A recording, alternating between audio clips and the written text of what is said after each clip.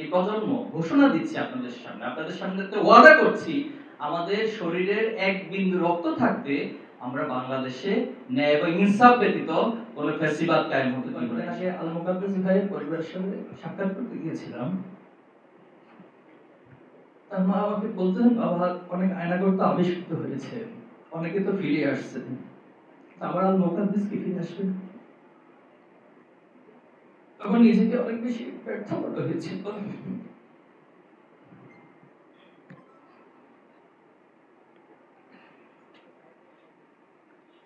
এবং বাংলাদেশের প্রতিটি ভূমিকৃত যারা ফিরে আসেন সকলের পরিবারে এই চিন্তা এবং এই অবস্থা বিরাজ করছে।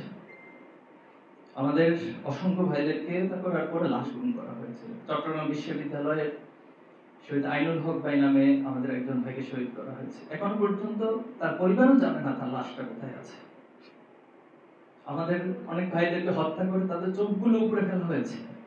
তাদের মায়েরা বলেছিল যে আমার সন্তান কি এমন অপরাধ করছে, তাকে মেরেছ, কিন্তু তার চোখটাও কি উপরে ফেলা দরকার ছিল?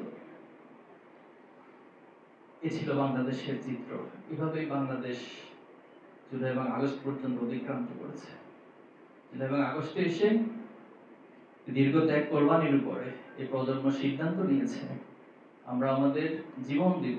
আমরা একজন নয়, শত শত নয়, হাজার হাজার লক্ষ লক্ষ যুবক জীবন দিব, কিন্তু বাংলাদেশকে এভাবে আর চলতে দেওয়া যায় না। এভাবে রক্তর বন্যার উপর দিয়ে বাংলাদেশ চলতে পারে না। আলহামদুলিল্লাহ, আল্লাহর একান্ত মেহেরবানি, আমাদের শাহাদাতের পথ মারিয়ে আজকে বাংলাদেশ একটি ফ্যাসিবাদ মুক্ত বাংলাদেশ এবং হত্যা, গুম, খুন মুক্ত একটি বাংলাদেশের দিকে অগ্রসর হচ্ছে। আমরা আশা করব অদূর ভবিষ্যতে আর কেউ এই বাংলাদেশ হাসিনার মতো হয়ে ওঠার চেষ্টা করবেন না। হাসিনার মতো খুনির মানসিকতা কেউ পোষণ করবেন না। হাসিনার মতো গুম করার মানসিকতা কেউ পোষণ করবেন না। যদি করে থাকেন তাহলে হাসিনার যে পরিণতি, তার চেয়ে ভয়াবহ পরিণতি আপনাদেরকে ভোগ করতে হবে। এবং সেদিন আপনার প্রজন্মকে দায় দিবেন না।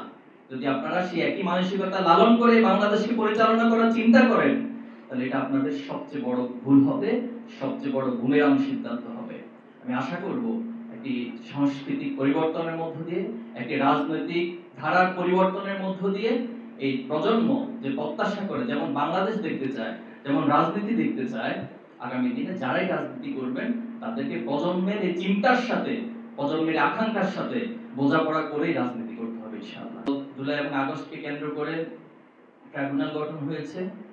যদিও এর মধ্যে অনেক ধীরগতি হচ্ছে কাজগুলো, বিচারগুলো, কিন্তু আমরা প্রত্যাশা করি ট্রাইব্যুনালে যারা দায়িত্ব পালন করছেন তারা সততা, নিষ্ঠা এবং দায়িত্ববোধের সাথে প্রফেশনাল জায়গাকে ঠিক রেখে এই বিচারকে সঠিকভাবে তারা অগ্রসর করবেন, সম্পন্ন করবেন। পাশাপাশি যেহেতু 28 অক্টোবরের মধ্য দিয়ে বাংলাদেশে ফ্যাসিবাদের বীজ বপন হয়েছিল, পাটাতন তৈরি হয়েছিল এবং এই হত্যাকাণ্ডের মধ্য দিয়ে পরবর্তীতে প্রত্যেকটি হত্যাকাণ্ড সংঘটিত হয়েছিল। এজন্য এই হত্যাকাণ্ডের যারা জড়িত ছিল, এটা যদিও মামলা হয়েছিল, চার্জশিট হয়েছিল, কিন্তু হাসিনার ক্ষমতা এসে এই সবগুলো মামলাকে তারা প্রত্যাহার করে নিয়েছিল। তো আমরা দাবি করছি যে এই মামলার ট্রাইব্যুনালে নতুন করে আবার চালু করে এই খুনিদের যথাযথ বিচার করতে হবে। 2 নম্বর যে দাবি আমরা করতে চাই, যেহেতু এর মধ্য দিয়ে বাংলাদেশে ফ্যাসিবাদের পাটাতন তৈরি হয়েছে, এজন্য এই হত্যাকাণ্ডে যারা যারা এখানে নিহত হয়েছেন, শহীদ হয়েছেন, আমাদের ইসলামী ছাত্র শিবিরের 6 জন ভাই সহ টোটাল 18 জন, সারা দেশে 18 জন ভাইকে হত্যা করা হয়েছে। এই 18 জন ভাইকে তার পরিবার, যদিও তাদের পরিবার কোনো প্রত্যাশা, দাবি আমাদের কাছে নেই, সরকারের কাছে কোনো দাবি নেই, কিন্তু ইসলামী ছাত্র শিবিরের জায়গা থেকে আমরা দাবি করছি তাদেরকে ক্ষতিপূরণ দেওয়া এবং শহীদ হিসেবে রাষ্ট্রীয়ভাবে স্বীকৃতি দিতে হবে। আমরা শহীদ পরিবারের কাছে যখন যাই, শহীদ পরিবার আমাদেরকে এখনো সাহস দেয়। আমরা ওনাদেরকে সান্ত্বনা দেওয়ার প্রয়োজন হয় না, বরং ওনারা আমাদেরকে সান্ত্বনা দিয়ে বলেন যে বাবা, আমার সন্তানরা যে জন্য জীবন দিয়েছেন, তোমরা সেই প্রত্যাশা, সেই আকাঙ্ক্ষাই বাংলাদেশে বাস্তবায়ন করবে। তোমরা সবসময় সত্যের পক্ষে থাকবে, তোমরা সবসময় ন্যায়ের পক্ষে থাকবে, এক আল্লাহ ছাড়া কাউকে ভয় পাবে না। শহীদ পরিবারের মায়েরা, বাবারা আমাদেরকে আশ্বাস দেয়। বিশ্বাস করেন, আমরা এই প্রজন্ম ঘোষণা দিচ্ছি আপনাদের সামনে ওয়াদা করছি, আমাদের শরীরের এক বিন্দু রক্ত থাকতে আমরা বাংলাদেশে ন্যায় এবং ইনসাফ ব্যতীত কোনো ফ্যাসিবাদ কায়েম হতে দিব না ইনশাআল্লাহ।